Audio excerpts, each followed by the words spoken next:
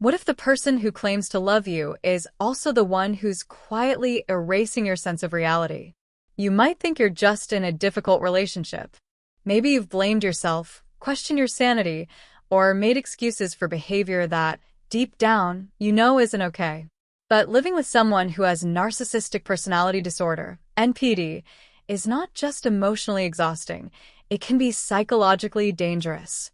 Welcome back to Behind Your Mind, where we explore the deep, often hidden layers of emotional experience and mental health.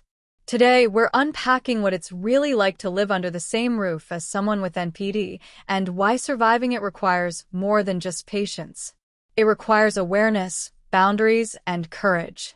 If you've ever been in a relationship where your reality was constantly questioned, where love felt like a weapon, or where peace was always just out of reach, share your experience in the comments. Someone out there is reading, searching for confirmation that they're not crazy. Let's talk about what it really feels like to live with a narcissist. It never starts with cruelty. In fact, it usually begins with a level of affection, attention, and charm that feels almost too good to be true. And that's because it is. Narcissists often begin relationships with what's called love bombing. Compliments, constant texting, intense declarations of devotion. It sweeps you off your feet. You feel seen, special, needed. But it's not love.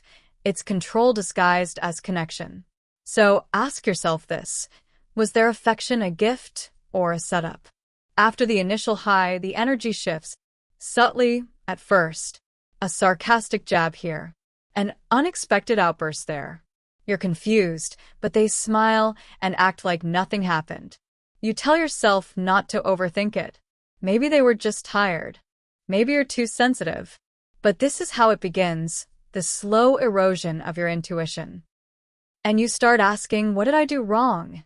Instead of, why are they treating me this way? Have you ever caught yourself apologizing for something that wasn't your fault? Living with someone with NPD means living in a distorted version of reality, one they control. You bring up something they did, something that hurt you, and suddenly you're the problem. That never happened. You're imagining things. You're so dramatic. You begin to doubt your memory, your instincts, your sanity. That's not conflict, it's gaslighting. And the scariest part? The longer it continues, the more you start to believe them. What happens when the voice you trust most teaches you to mistrust yourself? Emily was a bright, independent woman. Strong-willed, confident, kind. She met Adam at a work function. He was charismatic, magnetic. He swept her into a whirlwind romance. Within a few months, they moved in together. And that's when things changed. He criticized her tone, her friends, her clothes. He would rage, then apologize with roses. He'd go silent for days, only to return with affection so intense, she felt guilty for ever doubting him. Over time, Emily stopped seeing her friends.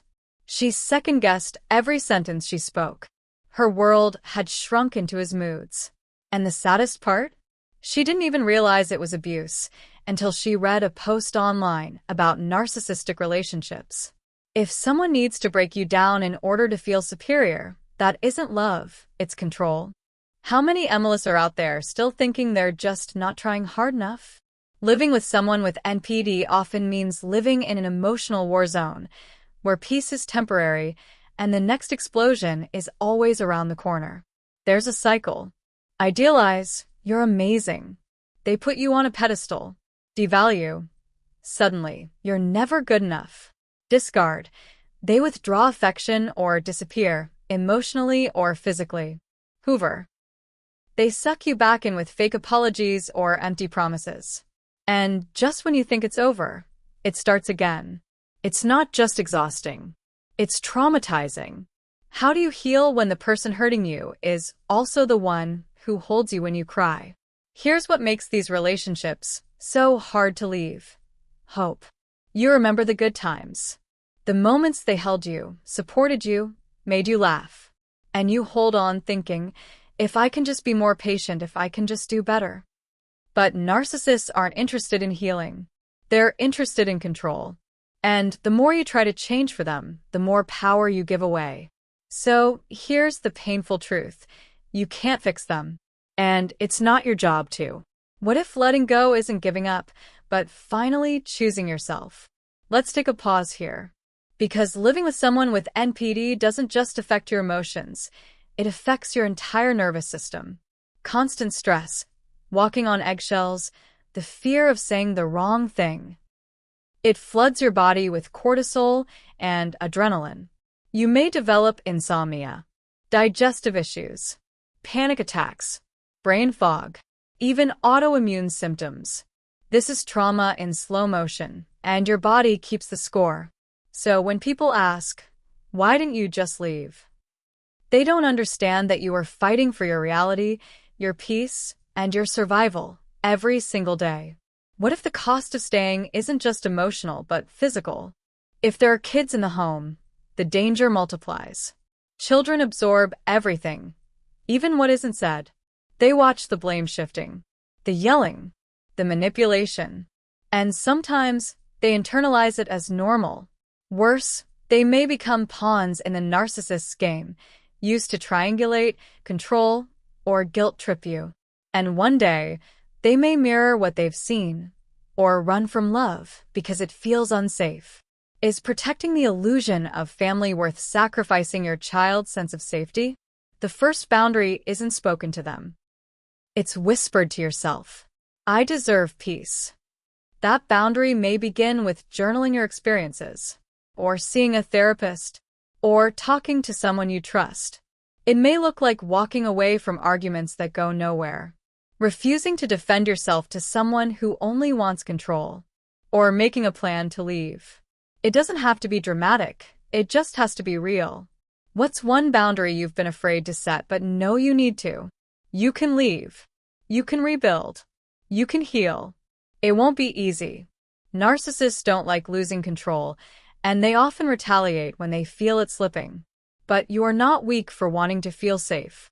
You are not broken because someone made you question your worth. You are enough, and always were. And every small act of reclaiming your voice, your space, your peace, is a revolution.